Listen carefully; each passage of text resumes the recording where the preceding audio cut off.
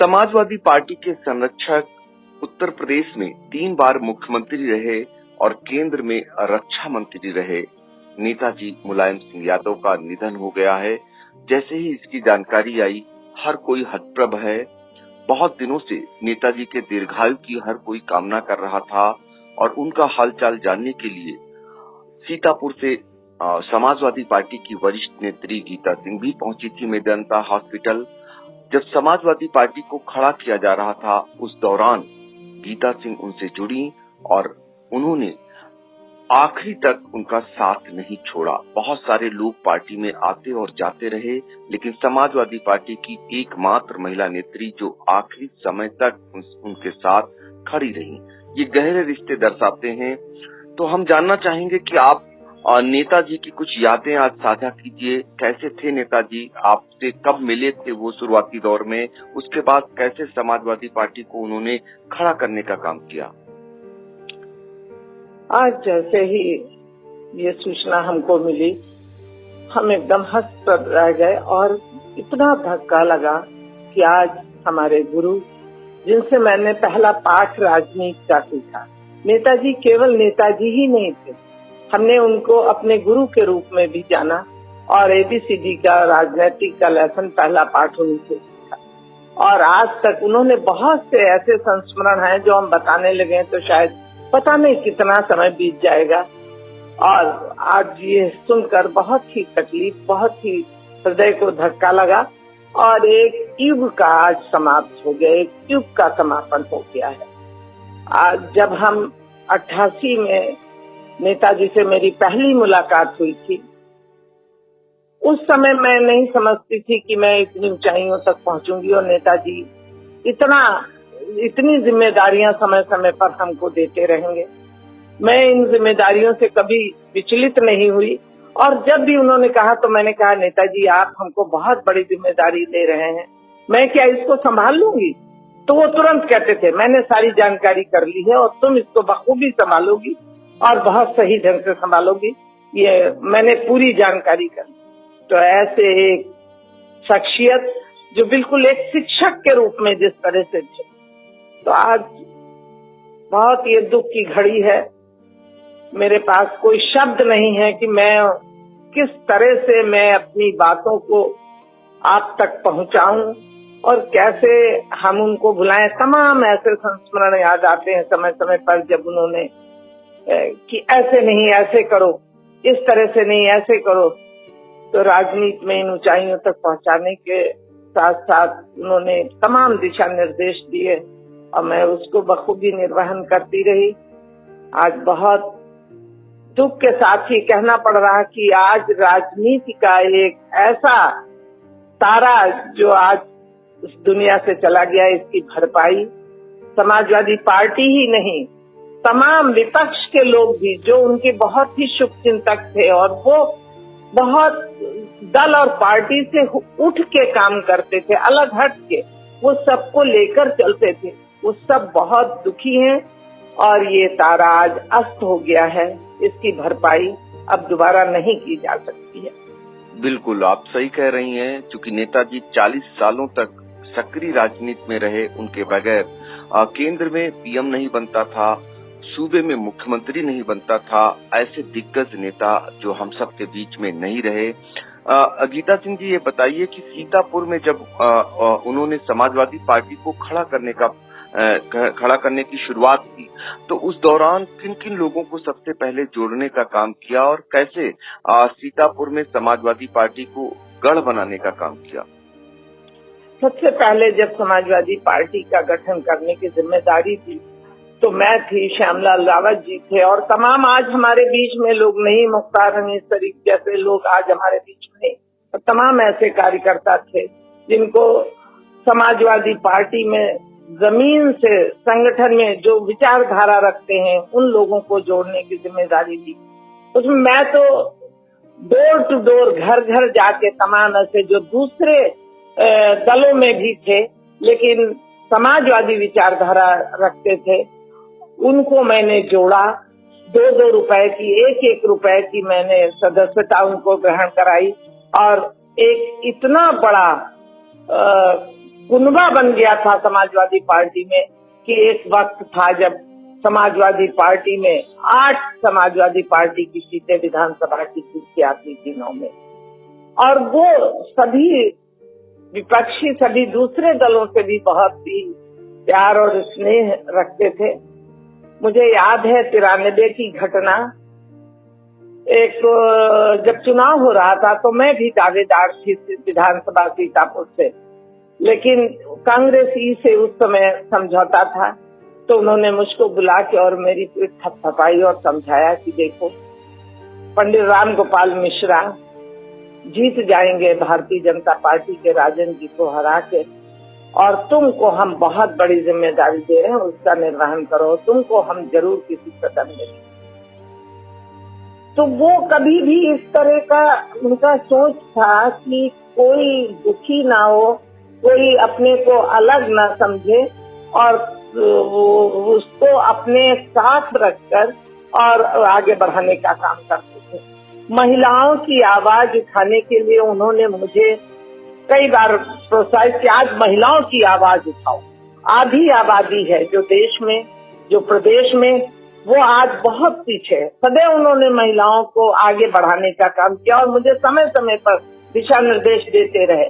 आज जो शौचालय की बात कर रहे हैं, और ये देन माननीय मुलायम सिंह यादव जी की है। उन्होंने ऐसे ऐसे संस्मरण सुनाए कि जब हम बाई रोड गाड़ी से जाते हैं तो महिलाएं कैसे किस तरह से प्रकृति के नेचुरल उसको कैसे रोक के खड़ी हो जाती हैं, तो उनको एक पीड़ा थी, उनके मन में एक इस तरह का दर्द था कि महिलाओं के लिए कितनी परेशानी भरी जिंदगी गुजारनी पड़ती है गांव की महिलाओं को। तो उनके लिए उन्होंने शौचालय के सबसे पहला उनका ये सोच था, और दूसरा उनका सोच ये था कि गांव की बच्चियां स्कूल जाएं, पढ़ें। एक लड़की अगर शिक्षित होती है तो 2 परिवारों को शिक्षित करती है। तो उन्होंने इसकी व्यवस्था करने के लिए गांव-गांव में कि junior high school, higher secondary school निश्चित रूप के हर गांव में होने चाहिए, और उसके बाद उन्होंने आगे की पढ़ाई के लिए तभी उन्होंने महिलाओं को कन्या विद्या धन और साइकिल जैसी चीजें मुहैया कराई कि जो गरीब परिवार है, जो पैसा नहीं वहन कर सकते हैं, उनके पास धन का अभाव है, तो उनकी बच्चियां साइकिल से जाके और कन्या विद्या धन जो मिलेगा उससे आगे की पढ़ाई वो पूरी कर पाएंगी।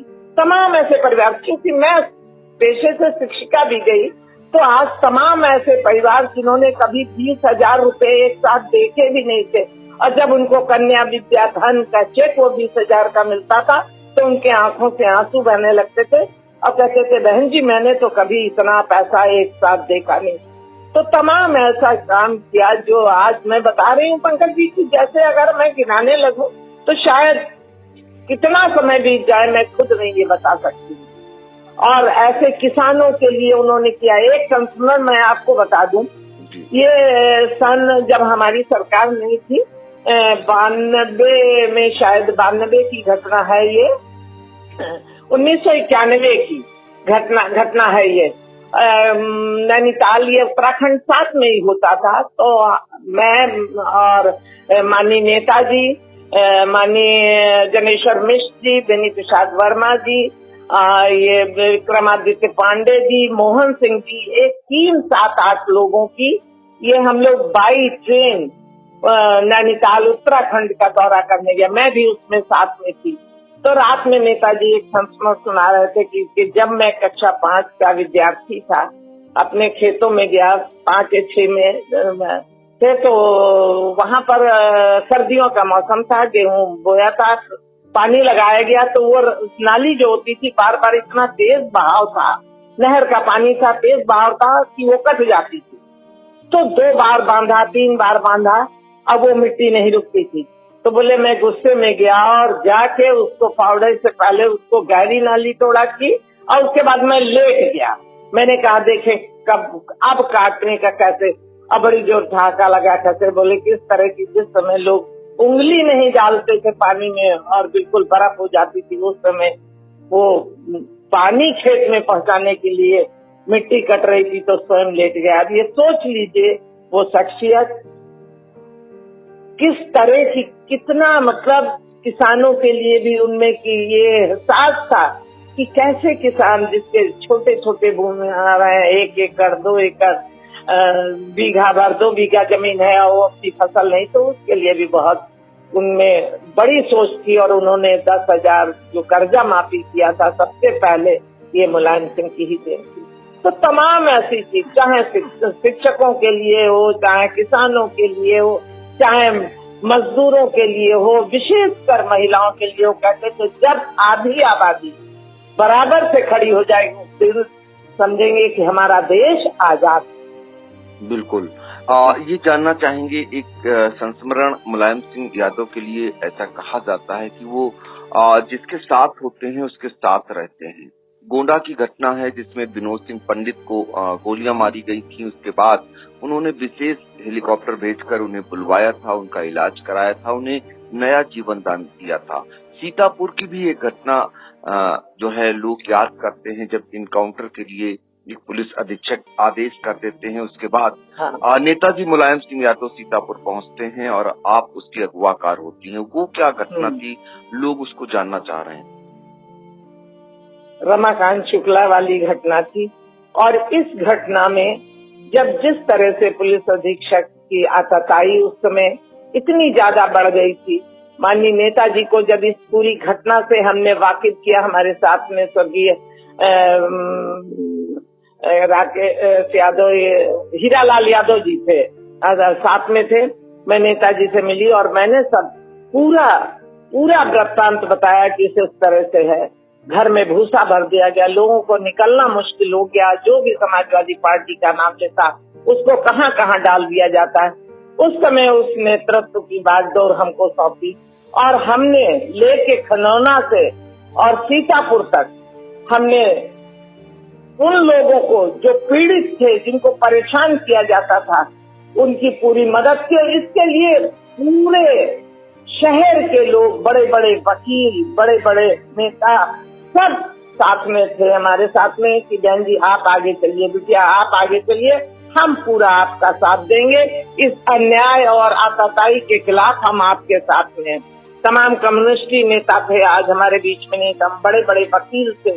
तो मैं कहना चाहती हूँ कि वो अन्याय के खिलाफ संघर्ष को हमेशा प्राथमिकता देते। वो चाहते थे कहीं भी, कैसा भी, किसी भी दल पार्टी, कहीं भी कोई भी किसी के साथ अगर अन्याय हो रहा है तो आप उसमें कूद जाइए और उसको इंसाफ दिलाने की लड़ाई लड़िए।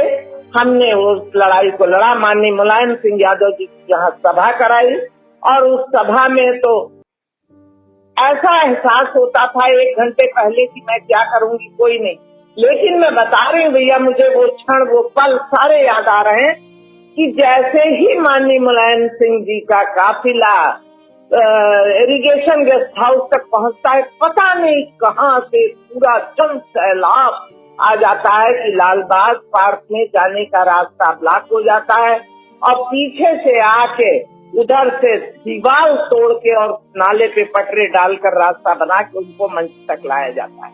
तो ये स्थिति थी।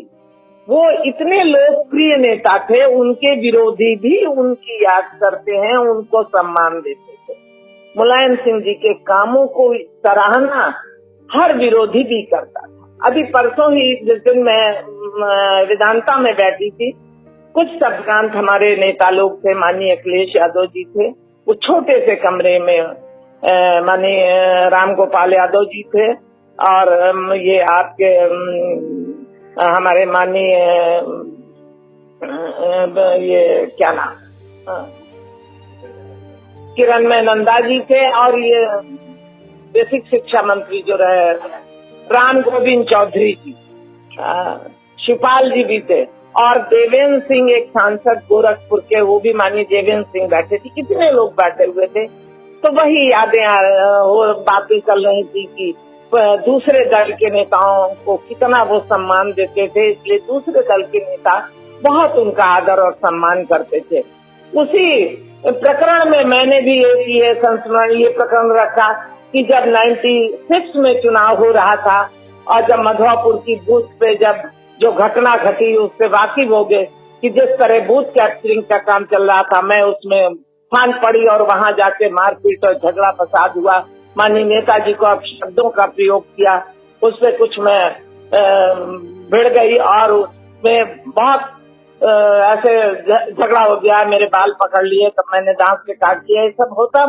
तो उसके बाद उस कर्मचारी को, जो कर्मचारी अनाधिकृत तरीके से उसमें बैठकर बूथ को कैप्चरिंग करा रहा था, उसको मैं ट्रांसफर के लिए माननीय नेताजी के पास गई और मैंने कहा इसको उत्तराखंड भेज दीजिए और इसको इतनी दूर भेजिए कि जिस तरह से इसने ये कृत्य किया है बहुत ही निंदनीय, उससे लोगों को सीख मिले। उन्होंने तत्काल उस चीज को करने का आदेश दिया, लेकिन उसके तुरंत बाद, थोड़ी देर बाद मैं जैसे ही चली आई, राजन जी वहां पहुंचे, स्वर्गीय राजन जी, और उन्होंने माननीय नेताजी से निवेदन किया करवद्ध करके कि नहीं, अब हमारा कार्यकर्ता है, इतनी बड़ी सजा मत दीजिए, जो गलती की है उसको क्षमा कर दीजिए, और इसको कहीं नजदीक। तो उन्होंने रायबरेली उसका ट्रांसफर कर दिया, उत्तराखंड ना भेज के, और हमको फोन करवाया। मैं पहुंची तो उन्होंने मुझसे कहा देखिए वो बहुत बड़े नेता थे और एक दूसरे नेता का सम्मान करना चाहिए, कोई ऐसी बात नहीं है, और उसको ये सब राजनीति में घटनाएं होती रहती हैं। तो मतलब इतना विशाल हृदय व्यक्तित्व कि इतना सब कुछ होने के बाद भी तत्काल वो राजन जी को बड़ा इज्जत और सम्मान, राजन जी ही नहीं, तमाम जो नेता थे लोगों से उनका बहुत अच्छे ताल्लुकात थे, बहुत अच्छे संबंध थे। तो आज ऐसा व्यक्तित्व अब हमारे इस देश से चला गया, एक युग का समापन हो गया। बिल्कुल, निसंदेह नेताजी ऐसे ही थे जिन्हें हर दल के लोग आज याद कर रहे हैं और उनके किए गए कार्यों को लोग भूल नहीं पाएंगे। समाजवादी पार्टी को खड़ा कर इस मुकाम तक पहुंचाने वाले नेताजी और उनसे जुड़ी हुई यादों को आज आई इंडिया साझा कर रहा है। तो हमारे साथ गीता सिंह जी थी, जो नेताजी से बेहद करीब में जुड़ी हुई थी, जिन्होंने समाजवादी पार्टी में शुरुआत तिनका जोड़ के पार्टी को खड़ा किया। आज एक बरगद के रूप में उन्होंने वृक्ष के रूप में उसको बना दिया है, 2 पत्ते के पौधे को लगाया जो आज वृक्ष के रूप में खड़ा होकर लहलहा रहा है। बिल्कुल, इसमें कोई दो राय नहीं है। और समाजवादी पार्टी आज कहां तक पहुंची है उसके पीछे नेताजी की ही देन थी, और उन्होंने कैसे खड़ा किया, कैसे लोगों को जोड़े रखा। आज भी बहुत सारे लोग जो नेताजी ने जोड़ रखे हैं वो समाजवादी पार्टी को बढ़ाने का काम कर रहे हैं। आपने आई इंडिया से उनकी यादें साझा की नेताजी की, आपका बहुत बहुत शुक्रिया। धन्यवाद।